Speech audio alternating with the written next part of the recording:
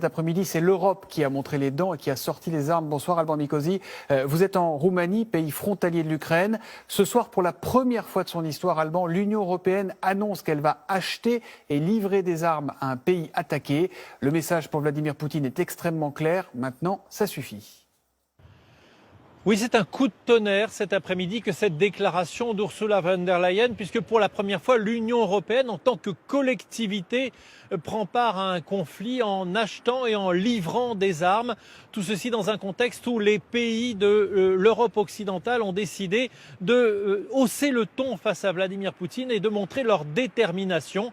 Alors ça se passe avec des livraisons d'armes, mais aussi avec la présence renforcée de soldats français, par exemple, ici en Roumanie voisine, parce que la stabilité de la région est en jeu. Je vous propose tout de suite le reportage que nous avons réalisé ici avec Florence Crimon et l'aide en France de nos amis de France 3 Alpes.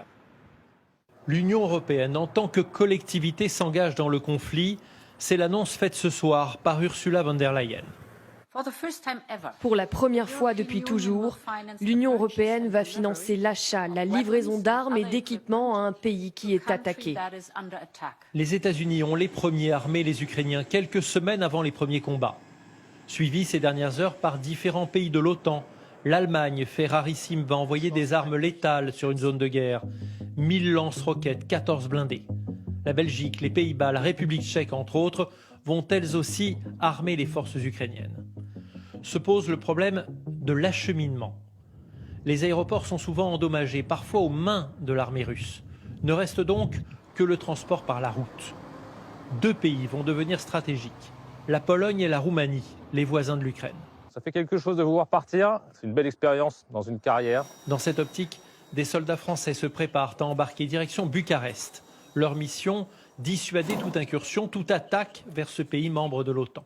Un petit véhicule de reconnaissance et puis vous avez ce type d'engin, AMX-10RC. Ils sont au total 500 militaires français à former ce bataillon mobilisé dans des délais très courts. Côté roumain, toutes les bases de l'OTAN sont renforcées, comme ici près de Constanța. Le pays partage avec l'Ukraine 650 km de frontières. Pour les autorités, l'arrivée massive de soldats occidentaux est rassurante. La Roumanie n'est pas une cible. Nous serons protégés et on espère que ce conflit en Ukraine se termine le plus vite possible. La France a aussi annoncé hier soir l'envoi vers l'Ukraine d'armes strictement défensives, des équipements et des moyens logistiques.